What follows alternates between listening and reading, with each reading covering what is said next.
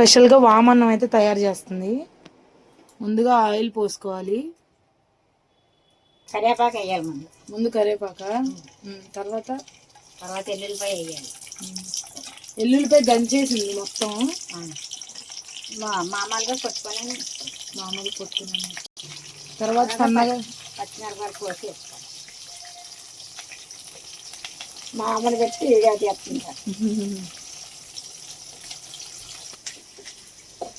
కొత్తిమీర ఉందా? కొత్తిమీర లేదమ్మమ్మ.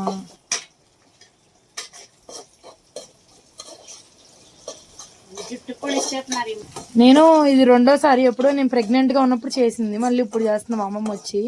పాప క్యారేజ్కి టైం అయిపోతుంది, అసలు ఏం లేవు ఇంట్లో చూస్తే, అందుకని చెప్పి ఇలా ట్రై చేస్తున్నాం.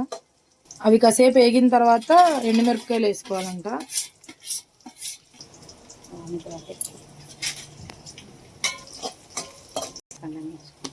పచ్చిమిరపకాయలు పండిపోతాయి చూడు, పండిపోయిన మిరకాయలు ఎండబెట్టుకుంటాను. వేగిపోయాయా? కావాలంటే కొంచెం పసుపు వేసుకోవచ్చు, లేదంటే లేదు, అలా అన్న టేస్ట్ చేసేయచ్చు. ఎలా అన్నా సరే బాగానే ఉంటుందంట. ఇప్పుడు రైస్లోకి సరిపడా సాల్ట్. ఇంకా అన్నమేనా పెట్టేసాను. ఇప్పుడు ఈ రైస్ అందులోకి షిఫ్ట్ చేసుకోవాలంట. అమ్మమ్మ దీంట్లో వేసానా తీసి కొంచెం కొంచెం అన్నం వేసేసి కలిపేసుకోవడమే ఇంకా లాస్ట్. ఊరు వెళ్ళినప్పుడల్లా ఒక్కొక్క వస్తువు కొని తెచ్చుకుంటాను. ఏ ఊరు వెళ్ళినప్పుడు ఏం కొనుక్కొచ్చి తెచ్చుకుంటాను.